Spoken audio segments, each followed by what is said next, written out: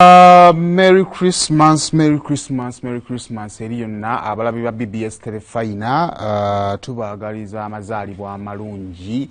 Of course n'omwaka omupya omulungi 2024. Omanyi twatandika tuyogeza Christmas netuuse. Natandise okulya kuyimba ba Christmas. Yerererere. Ninga bangu yo bukuba.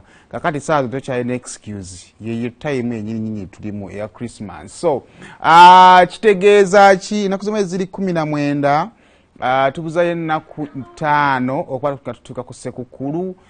Tejjukira tulina ennaku 2 awo z'otabala wiki Saturday and Sunday. Kitegeeza tulina ennaku nga 3. We only have this week. Eno week gye tulina okusobola okubeera nga twetegese bulungi okuba nga ate tujjaguza amazaalibwa ga Mukama waffe Yesu Kristo. Awo nno ntegeeza ka mu nsawo nga okalina bulungi. So zuko osobola okubeera nga ate ogenda okunoonya kasente kubanga Christmas okuvimba kuba kutono nga tolinamu ku ssente. Kale nkwaniza ku show eno bagita sumula zibeera ssaawa mpaka ssaawa zibeera 3 ezabuli ku makya Monday paka Friday. Tuli powered by Banafa Buganda Kumbucha ne Tabula Property Services. So tulegatteko kuva kati wetugenda kubanga tutandika paka zigenda beera ssaawa 3 okusobola okubeera nga tukutegeeza ebintu bingi nnyo biwawuliddeko by'otaategedde ne biweetaaga okubanga ate omanya. Kale tutandikirawo nno okumanya biki ebyafulumidde mu mawulire naye ndowooza omutimbagano right now guli covered nnyo n'amawulire ga Padde Sserunjogi amanyiddwa nga Sobbi. Now Padde ono Sserunjogi bago amanyiddwa nga Sobbi yavaayoko omwaka gwali gwa 2017 ne yeewaako obujulizi nga bw'alina ekibinja ky'abakifeesi mu Kampala era nga bw'akikulira.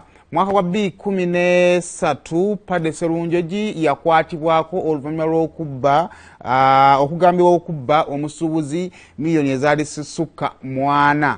Later on Padde yatandika okubanga ate akola n'ebitongole bya gavumenti ebyenjawulo naddala mu kugezaako okulwanisa abamenyi b'amateeka naddala baali booperatingira wakati mu kibuga Kampala ne mu ggwanga okutwaliza awamu. Kakati nno munange wetuwogerera omukulu oyo amanyiddwa nga Sobbi kati ze mbuyaga ezikaza engoye era nga kigambibwa nti yafiiridde wakati mu kavuyo k'okulwanira ettaka. Kakati okusinziira ku getufuna gali bwe gati gasobola obutaba ga nkomeredde ne tusobola okugenda mu maaso okubeera nga tugagatta mu mboozi tugenda okuba nga tubanyumiza naddala mu kufa kw'omukulu ono amanyiddwa nga Sobbi. Kakati mu disitulikiti ey'Eggomba eyo wabaddeyo ettaka eribadde likaayanirwa. Kigambibwa nti omwami amanyiddwa nga Kaliisa yagula ettaka mu mwaka gwa 2007. Kati Kaliisa bwagula ettaka mu mwaka gwa 2007 yaligula obukadde bwali 100. Wabula oluvannyuma lw'okugula ettaka eryo obukadde 100 ate waafubutukayo family emu yali egamba nti ettaka lino lyagulwa mu bukyamu era nga yagula mpewo. Kakati munange ekibinja kiri ekyali kigamba nti baali baana bazzukulu b'omukulu Paul Kiibi era nga bali bakulembeddwamu omukyala amanyiddwa nga Debora Nagadia. I think balina kuwanika Nagadia ne Banton Kiweewa era nga bano bo mu kujja bajja n'ekyapa ekiraga nti nno be baali bannannyini ttaka era bwe batebaakoma okwo bagenda mu kkooti era ne kitereezebwa era gurupu eyokubiri eyasembayo okujja nekakasibwa okubeera nti nno yali etutte ettaka lino. Kakati oluvannyuma lw'enkaayana zino ez'ettaka okugenda mu maaso ekibinja ekimu kyagenda mu Kisenyi ne kifunayo ekibinja ky'abavubuka abakuuma ettaka. Kakati guno guyinza okuba ndowooza nno muze guli mu ggwanga muno oba mulimu nti waliyo ebibinja by'abavubuka ebipangisibwa either okukuuma ettaka eriri mu nkaayana oba okugenda okulumba ne kiwamba ettaka. Kakati Sobbi abadde n'ekibinja nga either kijja ne kikukuumira ettaka lyo bwe liba nga liri mu kukaayanirwa oba ng'olina abaliriko n'ofuna ekibinja ne kirumba ne kirikuwambira. Kakati munange olunaku olw'ejjo ekibinja kya Kaliisa oli agambibwa okusooka okugula ettaka kyalumbye n'abantu 50 nga babagalidde amajambiya babagalidde amafumu ne balumba ekibinja kya Sobbi ekyasangiddwa ku ground wakati mu kulwanagana bangi bakoseddwa era Sobbi ye mwe yaluguliddemu obulamu. Ebino byabadde luddawa byabadde okusanga mukaaga n'ekitundu ez'emisana ku kyalo kimanyiddwa nga Kibaale Kigamba Parish Maddu Sub-County era nga eyo gye byabadde. So tukyagenda mu maaso n'okuba nga tutrackinga byonna okumanya eddala kiki ekiriwo kyekikyukamu ku bye twakafunako n'ebifanaganako bwe bityo naye nga bwe twogerera nga pade ye yatulabyeko embeera bwetyo bwetambula. Kale awo nga tuvuddewo ate okusobola okuba nga tutweyongere mu mawulire amalala agafulumye olunaku olw'eggulo. Munnange olunaku olw'ejjo Paalamenti ya Uganda ng'ekulembeddwamu sipiika waayo Nnaalongo Anita Among bawadde emmotoka kapyata eri bonna abaali babaddeko basipiika ba Paalamenti ya Uganda okuva mu mwaka gwa 1979. Kakati munnange olunaku olw'ejjo sipiika wa Paalamenti nga tannagenda kukwasa baali basipiika ba Paalamenti mmotoka zino kapyata ez'abakwasiddwa yayogeddeko ne bannamawulire okutuwa ensonga lwaki ate yeekabekabye eddimu ery'okukwata emmotoka zi Toyota Land Cruiser abeere nga ate aziwa abaaliko basipiika ba Paalamenti. Era okusinziira ku bigambo bye sipiika wa Paalamenti yeebazizza omubaka amanyiddwa nga Honorable Akol Anthony era ng'ono omubaka wa Clark yagambye nti ono yaleeta private members bill era nga mu private members bill yali ateesa nti ababaka ba Paalamenti bateekebwe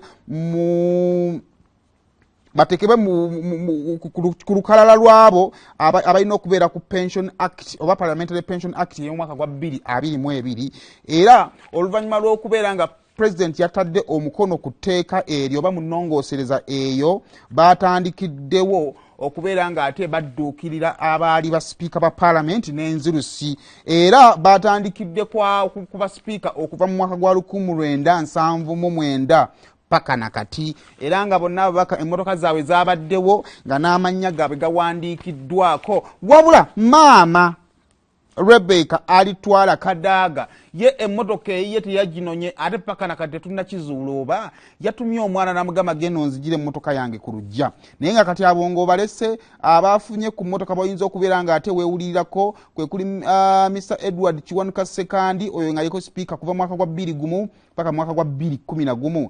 Mr. Edward Lugumayo ono yaliko chairman wa National Consultative Council NCC okuva ku mwaka gwa 1979 paka mwaka gwa 1980. Mr. Francis Butagira ono yaliko speaker kuva mwaka gwa 1980 paka mwaka gwa 1985. Haji Moses Chigongo ono yaliko vice chairman wa NRC wakati wa mwaka gwa 1986 paka 1996. Miss Rebecca alitwala Kadaaga eyadde alina okufuna naye emmotoka ye yavuliwo okuva mwaka gwa 20 paka mwaka gwa 2021 naye ye emmotoka ye ekipaka nakati ekyakonkomaliddawo liko n'akapandike akagamba nti Miss Rebecca alitwala Kadaaga. Kakalina munnange ku mmotoka zino ze baafunye sigenda kutambulirako nno bino ebintu wansi wammanga. Speaker yagambye nti bagenda kubanga ate basobola okusasula badriver baabwe bagenda kubanga babawa amafuta ate oluvannyuma lw'emyaka 5 bagenda kubanga babawa emmotoka endala. Wabula agamba nti wakati mu kaseera kano ng'emmotoka zibaweereddwa singa emmotoka ezuulibwa ng'eriko obuzibu osobola okugizaayo ne bakuwa endala okubeera sipiika nga kweyagaza. Era bagamba nti yabategeezezza nti nno kijja bakakatako okubeera nga beefunye badriver baabwe then bo balabe engeri gye bagenda okubeera nga bakola ki babasasulamu. Awo nno bwe twogerera kyekyo kyagudde ku baali basipiika ba Paalamenti era nga kasita bwe twogerera ebintu baabiguddemu wobalaba nga beesiimula bali mu kwesiimulako ku beesiimula byovu bya bintu kubanga baabiguddemu dda. Kale awo nno nawo tuveewa tubeere nga tweyongerayo ate tulabe ebirala. Munnange mu Uganda wano dembe lyo. It is your constitutional right. It is your human right okubeera ne passport kubanga passport kyekimu ku biwandiiko ebitongole eby'eggwanga lino naddala ng'oyagala okufulumako eggwanga lino okubaako wookola ki woolaga. Era nga passport teboola mukulu na muto. Buli muntu wano mu Uganda agwanidde okufuna passport kaabe mwana muto kaabe muntu mukulu kubanga aba munna Uganda. naye munange process y'okufuna passport erimu ebintu bingi nnyo. Eyali agenzeewo kaawo waliwo bakubuuliza amanya ga taatawo, bamuzaalawa, oyeddira ki, n'ebifaanaganako bwe bityo. Kaakati okusinziira ku Simon Mundeyi, era ng'ono ye mwogezi wa Ministry ya Internal Affairs, yavuddeyo n'agamba nti Internal Affairs n'aba processing passport batubidde ne process z'abantu abasukka mu 8 passport zaabwe ziganye okuvaayo. Naye nga munnange ekiganye passport okuvaayo mu kitegeera information tewera. Kakati ne munnange gwe abadde tamanyi oyinza okuba nawe wabitandise.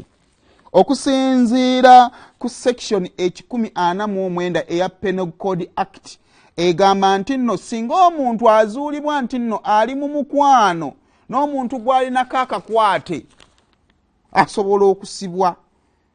Kakati okusinziira ku poliisi yakalugestalinga cases ezisukka mu 52 mu mwaka gwa 2 yalugesenga cases 52 mu mwaka gwa 2022 okwawukanako ne cases 33 ezaaliwo mu myaka emirala, era nga zino z'abantu abasoberera abantu be balinako ddala olugando olwa ddala bulaza faaza anko maaza.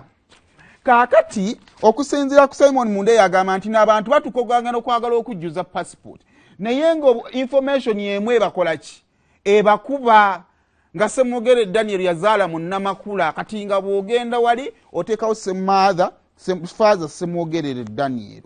Kakati wali mu maatha ng'olina oteekawo Namakula. Kati nga problem weeri bagenda kubuuza Kiraani Lugave.